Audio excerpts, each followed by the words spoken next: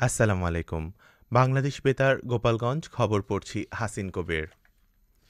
ফরিদপুরে ১০৩তম আন্তর্জাতিক সমবায় দিবস পালিত হয়েছে।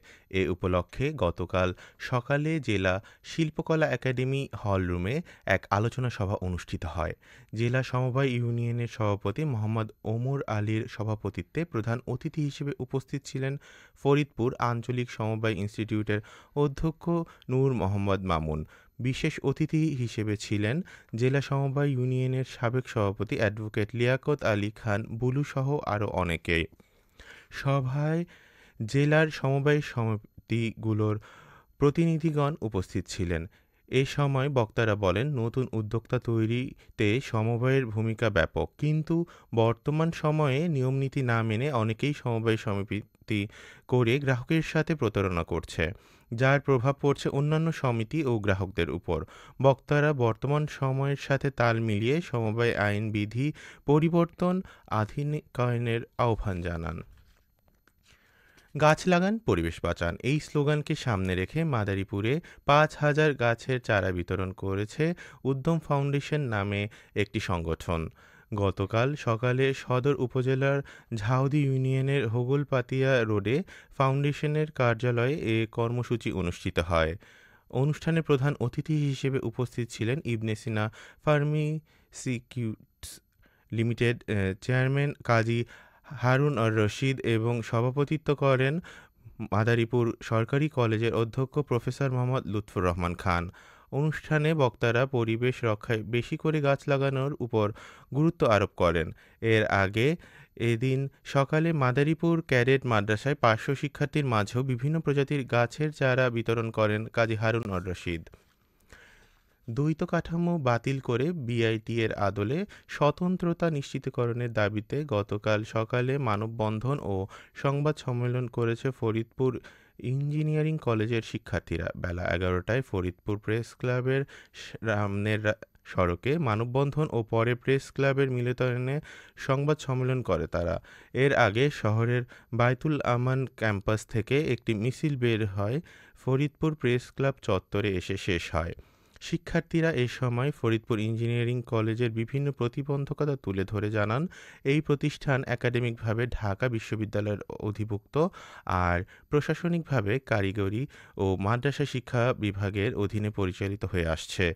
এই দ্বৈত কাঠামোর ফলে দীর্ঘদিন ধরে একাডেমিক ও প্রশাসনিক কার্যক্রমে চরম সমন্বয়হীনতা বিরাজ করছে, যার কারণে শিক্ষা কার্যক্রমে দেখা দিয়েছে নানাবিধ জটিলতা ও অনিশ্চয়তা।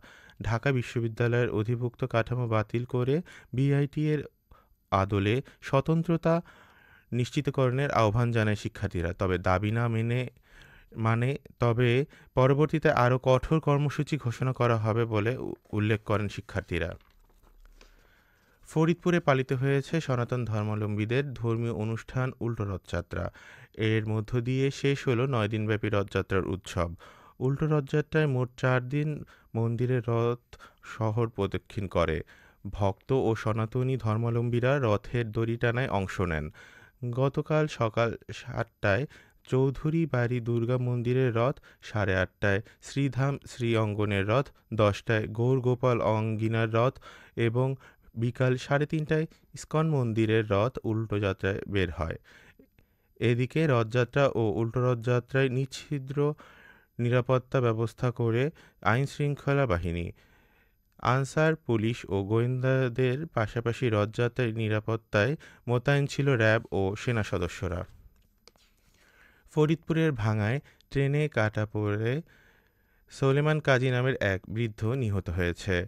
গতকাল সকালে ভাঙ্গাই উপজেলার বালিয়াচর রেল লাইনের পাশ দিয়ে হাঁটার সময় এ দুর্ঘটনা ঘটে। পুলিশ জানায়, স্বামী স্ত্রী দুজনে ট্রেন লাইন দিয়ে হাঁটার সময় স্বামী সোলেমান কাজী নামের এক বৃদ্ধ ট্রেনের নিচে কাটা পড়ে মারা যায়।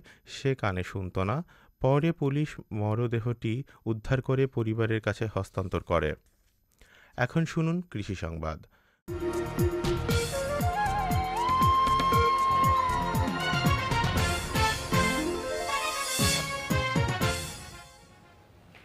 গোপালগঞ্জে খরিফ ২ মৌসুমে ১২,৭৬৫ হেক্টর জমিতে রোপা আমন ধান চাষের লক্ষ্যমাত্রা নির্ধারণ করা হয়েছে।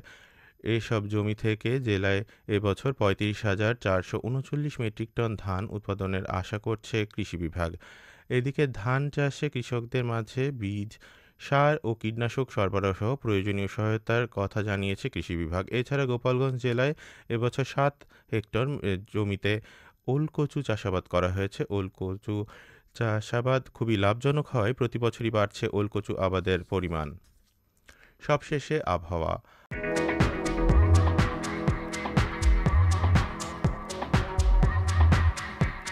আজ বেলা ১টা পর্যন্ত দেশের অভ্যন্তরীণ নদীবন্দরসমূহের জন্য আবহাওয়ার পূর্বাভাসে বলা হয়েছে, খুলনা, বরিশাল, পটুয়াখালী, নোয়াখালী, কুমিল্লা, চট্টগ্রাম এবং কক্সবাজার অঞ্চলসমূহের উপর দিয়ে দক্ষিণ অথবা দক্ষিণ-পূর্ব দিক থেকে ঘন্টায় ৪৫ থেকে ৬০ কিলোমিটার বেগে অস্থায়ীভাবে দমকা অথবা ঝোড়ো হাওয়া সহ বৃষ্টি অথবা বজ্রবৃষ্টি হতে পারে।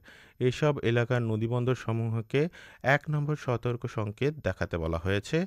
খবর শেষ হলো। আমাদের পরবর্তী খবর প্রচারিত হবে সকাল ১০টা ৩০ মিনিটে বাংলায়।